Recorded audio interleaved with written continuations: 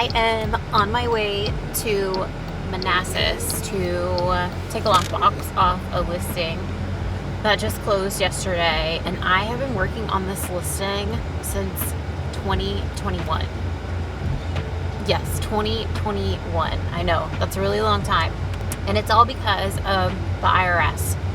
And I think this story is worth telling because it just goes to show that real estate is full of hurdles. They're inevitable, and some are a little bit more challenging than others. These clients of mine, he actually purchased this home with me in 2010.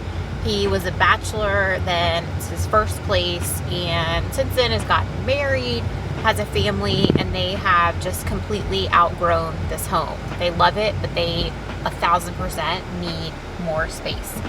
So they reach out in fall of 2021, and we start getting things prepped to get the house on the market, while they also simultaneously reach out to one of my preferred lenders to get their pre-approval in place so that they can go ahead and look for their next home. And things are rolling along. We had everything in place as far as what we were getting done and working on contractor-wise for updates. And then we get a call from my lender, and he says, we've got a problem. And the problem was that the IRS had lost their 2021 tax return. And obviously, in order to complete the pre-approval, the lender needed to verify that that tax return was not just filed, but also accepted. And my clients had proof that they filed it, but for whatever reason, I still don't understand. It's the IRS. I probably will never understand. They lost it. They couldn't find it. And my client's accountant started working on it. And the IRS was pretty much, in a nutshell, like, we'll let you know when we find it. Don't refile it. That'll create a bigger problem. So see you when we see you is essentially what came back. And none of us really thought much of it. We kept rolling on with getting things prepped for the market. Oh, maybe this delays us a month or two, maybe even 3 or 4, thinking government, slow moving. No, they could not find that tax return, and we were ready for the market at that point. New carpet, new flooring, new appliances, all of the media, the video, the photos, everything was done and ready to go. And we had to put a hard stop on it because obviously they need their pre-approval to be able to go and purchase their new home. So we're waiting, the accountant's calling, emailing, everything he could possibly do to get the IRS moving, and nothing was working. Wasn't even getting responses. So fast forward to November of 2022. That's when the IRS finally found this tax return, accepted it, everything was made official. But by that point, my clients were pregnant with their next baby, so it just wasn't a good time for them to also be selling and then buying a house. Too much going on. Totally understandable.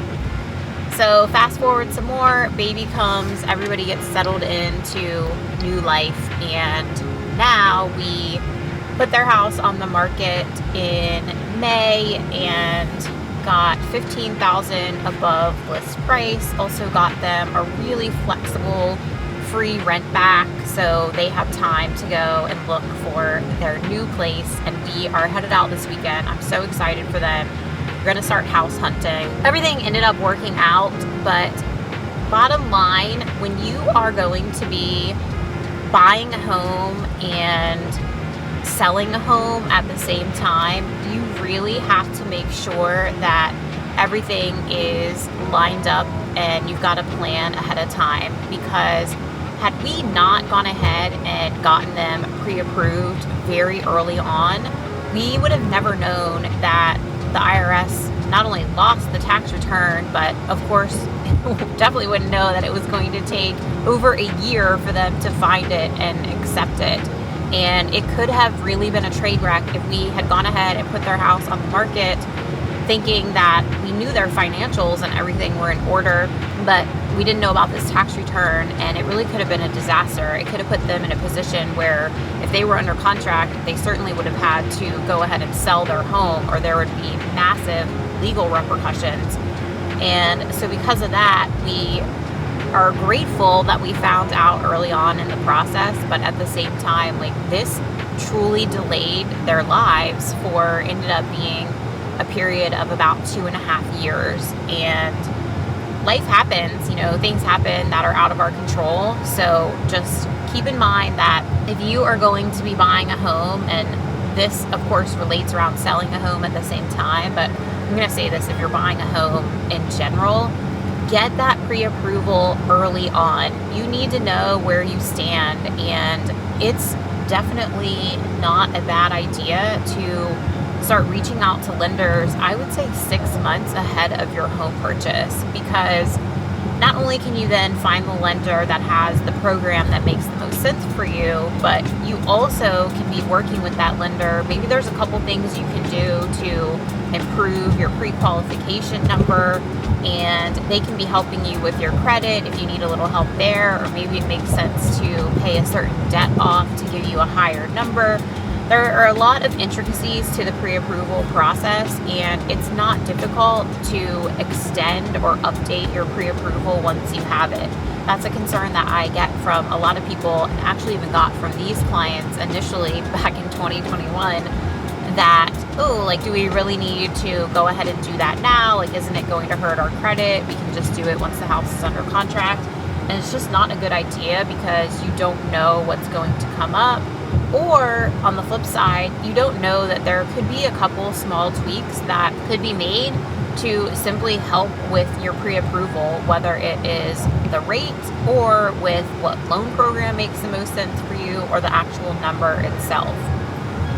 So that's my tip for today. You can never be too prepared when it comes to buying a home. And if you are planning on selling and buying at the same time, it's an art. There is a strategy to it. It varies by each client because of what type of property they're selling. In this case, this one is a townhouse style condo, so we still had good interest in it, but because it's not fee simple ownership, it wasn't like we had 15 or 20 offers. That impacts things too, and I knew I needed to negotiate a rent back, so that also factored into our strategy. There's just a lot of layers to it, and you want to make sure that you are prepared, because when it comes to real estate, surprises are not a vibe. Surprises in real estate are a bad time. We don't want surprises. We want it to be as seamless as possible.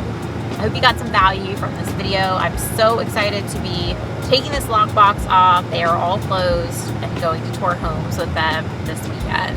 If you have any questions, drop them in the comments below. And until I see you on the next one, take care.